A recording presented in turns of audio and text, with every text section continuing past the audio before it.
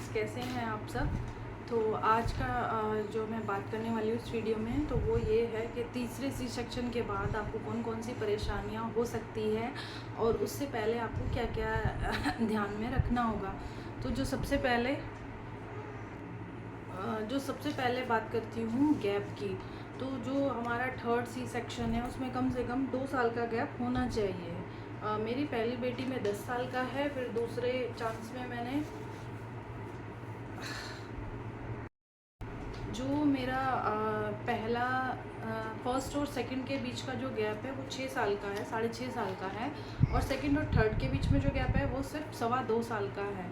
तो इस तरह से गैप का ध्यान रखना चाहिए। तो कम से कम 2 साल का गैप आपको दोनों डिलीवरी के या तीनों की डिलीवरी के बीच में होना चाहिए।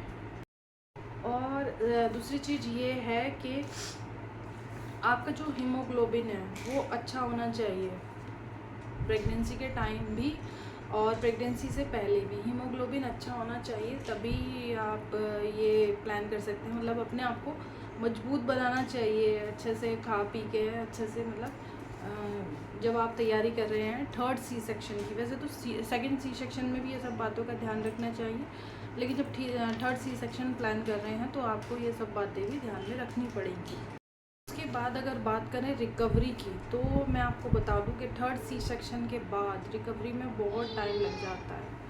मेरे को 6 महीने हो चुके हैं अभी 24 तारीख को, लेकिन अभी भी मेरे स्टिचेस में पेन है। स्टिचेस बहुत पेन करते हैं, कभी कभी तो मतलब इरिटेशन होने लगती है, ईचिंग होने लगती है, कभी भी पेन स्टार्ट हो जाता है। तो वो इतना इजी नहीं है, क्योंकि थर्ड टाइम आपकी वही लेयर काटी जा रही है, तो उसका इफ़ेक्ट तो पड़ता है। तो इसीलिए मैंने इससे पहले बताया कि अपना खाने पीने का पहले से ही ध्यान रखिए, उस चीज़ का ध्यान रखिए और अपने आप को स्ट्रॉन्ग बनाइए। उस चीज़ के लिए अगर आप तैयारी कर रहे हैं तो आपको पूरी तरह से तैयार अपनी बॉडी को भी करना पड़ेगा उस चीज़ के लिए। तो उसके लिए तो रिकवरी में इसमें टाइम लगता है। थर्ड सी सेक्शन में प्रॉपर आपको बेड रेस्ट लेना पड़ेगा, कम से कम 40 डेज़ का तो रहता ही है, लेकिन अगर थर्ड सी सेक्शन की बात करूँ तो आपको कम से कम 2 महीने का गैप, 2 महीने का बेड रेस्ट आपको लेना ही लेना होगा। और साथ साथ बेल्ट लगानी होगी सी सेक्शन के बाद। बेल्ट के बिना आपको रहना नहीं है जब तक मतलब 2 महीने ना हो जाए। वैसे तो 6 महीने तक बीच बीच में आप लगाते रहिए। जब भी आप कुछ काम कर रहे हैं, कुछ भारी सामान तो वैसे उठाना नहीं है, लेकिन अपना बेबी है और कुछ भी जैसे हल्का फुल्का कुछ भी उठा रहे हैं तो कम से कम बेल्ट आपको लगानी चाहिए। उस चीज़ में बेल्ट बहुत सपोर्ट करती है। बेल्ट से कोई आपका पेट नहीं कम होगा, वेट नहीं लॉस होगा, लेकिन उससे सिर्फ आपको सपोर्ट मिलेगा। तो बेल्ट लगानी चाहिए आपको।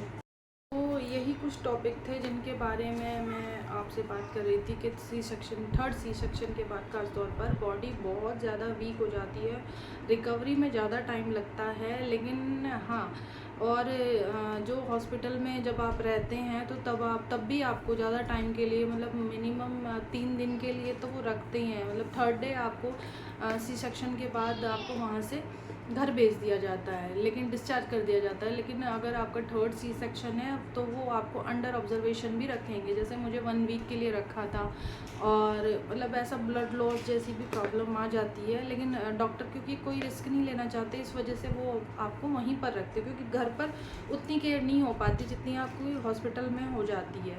तो मेन रीज़न ये भी रहता है डॉक्टर का कि वो अपने पास रखते हैं आपको, मतलब जब तक उन्हें लगे ना कि अब कंडीशन जो है वो कंट्रोल में है, वो तब तक आपको अपने पास रखेंगे। उसके बाद वो आपको डिस्चार्ज दे देंगे।